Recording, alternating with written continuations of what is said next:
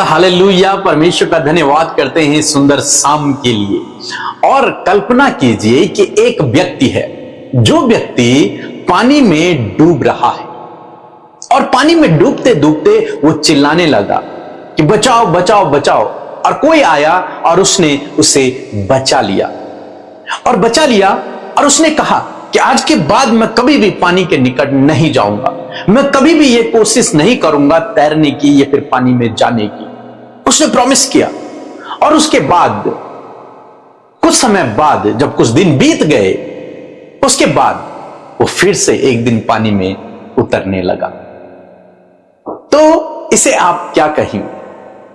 उसने माफी मांगी कि मुझसे गलती हो गई, मैंने पाप किया, मैं आज के बाद कभी भी इस पानी में नहीं जाऊंगा। लेकिन उसके बाद वो फिर से वही काम करने लगा।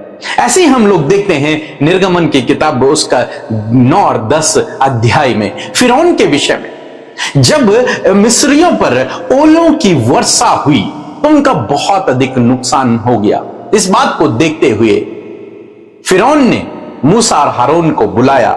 लिखा है 27 पद में, तब फिरौन ने मूसा और हारून को बुलवाया और उनसे कहा, इस बार मैंने पाप किया है, यहोवा धर्मी है और मैं और मेरी प्रजा अधर्मी है। यहां पर मूसा और हारून के सामने फिरौन इस बात को मान रहा है कि मैंने पाप किया है परमेश्वर की दृष्टि में। तुम्हारा परमेश्वर यहोवा धर्मी है और हम गुनहगार हैं, हम पापी हैं और हमारी प्रजा भी पापी है, क्योंकि हमने तेरे परमेश्वर यहोवा की बात को नहीं माना।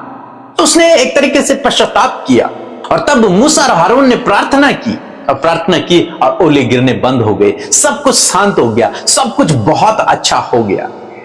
लेकिन फिर हम देखते हैं 34 पद में लिखा है, परंतु यह देखकर कि मेंह और ओलों का और बादलों का गरजना बंद हो गया है, फिरौन ने अपने कर्मचारियों समेत फिर से अपने मन को कठोर करके पाप किया। एक बार उसने माफी मांगी, हो सकता है परमेश्वर ने उसे माफ भी कर दिया, लेकिन फिर से उसने अपने मन को कठोर कर दिया। जब फिर से उसके जीवन में सुख आ गया, फिर से आनंद आ गया, फिर से जब ओले गिरने बंद हो गए, सब कुछ ठीक हो गया, फिर उसने अपने मन को कठोर किया और परमेश्वर की दृष्टि में उसने पाप किया।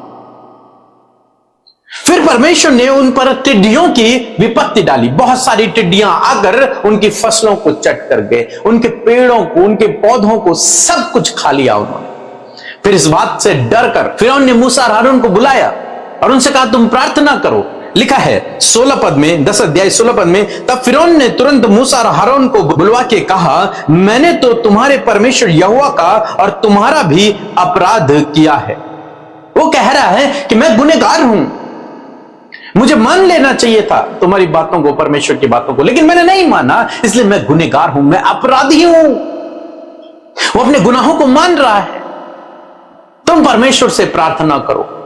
उन्होंने फिर प्रार्थना की, फिर टिड्डियां गायब हो गई और लिखा है कि फिर से उसने अपने मन को कठोर कर दिया। मीन्स वो माफी मांग रहा है और फिर से वही पाप कर रहा है, माफी मांग रहा है और फिर से वही पाप कर रहा है। आज बहुत सारे मसीह भाई बहनों का यही हाल है। वो प्रभु में चल रहे हैं, प्रभु से माफी मांगते हैं, अच्छी बात है, पश्चाताप करते हैं, अच्छी बात है, कुछ दिन उसमें टिकते हैं, अच्छी बात है, लेकिन फिर से वही गुनाह में चले जाते हैं, वही रिपीटेड उन्हीं पापों में चले जाते हैं। फिर प्रभु से माफी मांगते हैं, फिर उन्हीं गुनाहों में चले जाते हैं। लेकिन आज मैं आपको बताना चाहूंगा कि यदि आप प्रभु के भेड़ हैं, तो भेड़ क्या करती है? भेड़ कीचड़ में गिर तो जाती है कई बार, लेकिन वो तुरंत से उठती है, अपने आप को साफ करती है और फिर प्रभु के पीछे चलना शुरू करती है। अपने आप को साफ करें। बाइबल में लिखा है, नीति वचन की किताब उसका 28 अध्याय और 13 पद, लिखा है कि जो अपने अपराध छिपा रखता है, जो अपने गुनाहों को छिपा कर रखता है, उसका कार्य सफल नहीं हो। तो यदि आप अपने कामों को सफल होना चाहते हैं, होते हुए देखना चाहते हैं, तो आपको अपने अपराधों को छिपाना नहीं है, उन्हें प्रभु के सम्मुख रख देना है कि प्रभु मुझसे यह गलती हुई।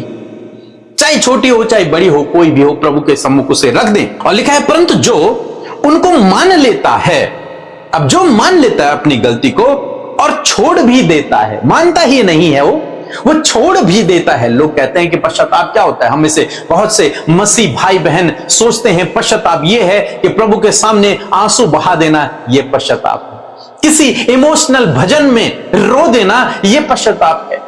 ये कह देना कि प्रभु मेरे गुनाहों को माफ कर, ये पश्चाताप है। लेकिन आज सामने मैं आपको बताना चाहूंगा कि ये पश्चाताप नहीं, ये इमोशन है केवल जो आपके अंदर से निकला और वहां पर आपने एक डिसीजन लिया।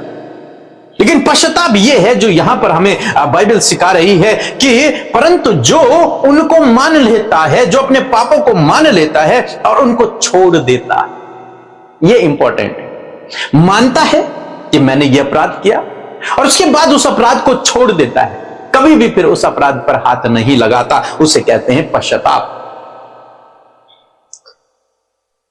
लिखा है उस पर दया की जाएगी और उसके काम भी सफल होंगे, क्योंकि उसने अपने अपराधों को मान लिया और उन्हें छोड़ दिया है। प्रभु को यह व्यक्ति चाहिए जो अपने अपराधों को मान लेता है और उन्हें फिर याद नहीं करता, उन्हें छोड़ देता है, फिर वो काम नहीं करता है, उसे छोड़ देता है वो। लेकिन प्रभु को ऐसे लोग नहीं चाहिए जो फिरौन की तरह हो, माफी मांगे फिर गुनाह करे, माफी मांगे फिर गुनाह करे। नहीं, आपको इस बात को समझना है कि आपने जब प्रभु से माफी मांगी है तो प्रभु चाहते हैं कि आप उस गुनाह को छोड़ दें। आप पर दया की जाएगी, आपके गुनाहों को माफ किया जाएगा, प्रभु आपके कामों को सफल करेगा, आपको आगे बढ़ाएगा, आपको प्रतिष्ठित करेगा, आपके जीवन में काम करेगा, बड़े बड़े काम आपके जीवन में होंगे। और जिस दिन प्रभु आएगा आपको अपने साथ में लेकर के जाएगा। क्यों? क्योंकि आपने जिस गुनाह को माना उसे छोड़ दिया है, उसको फिर आपने कभी याद नहीं किया, उस रास्ते पर आप फिर कभी नहीं चले, क्योंकि आपको मालूम है यह रास्ता गुनाह की ओर जा रहा है।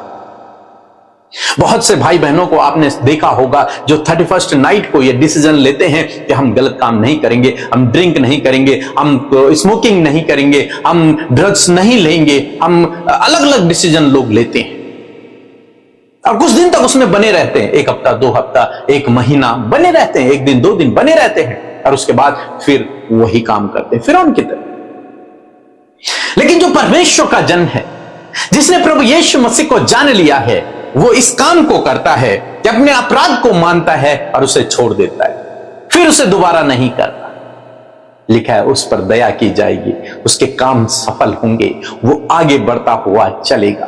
तो यदि आज आप किसी भी गुनाह में हैं, कोई भी लत आपके अंदर है, कोई भी गलत बात आपके अंदर है, चाहे आपके मुंह से लोगों के लिए अपशब्द निकलते हो, चाहे आपके विचारों में लोगों के लिए गंदी बातें आती हो, चाहे आप कोई लत में हैं, कुछ नशा करते हो, या फिर कोई भी बुरी आदत आपके अंदर है, तो आप एक डिसीजन लें कि प्रभु पहले अपने अपराध को मान लें। प्रभु मैंने ये गलती की है, मैंने उस व्यक्ति के साथ में बुरा किया है, अपनी गलती को मान ले, अब फिर उसे छोड़ दे, फिर उसे दोबारा न दोहराएं, फिर उसे छोड़ दे।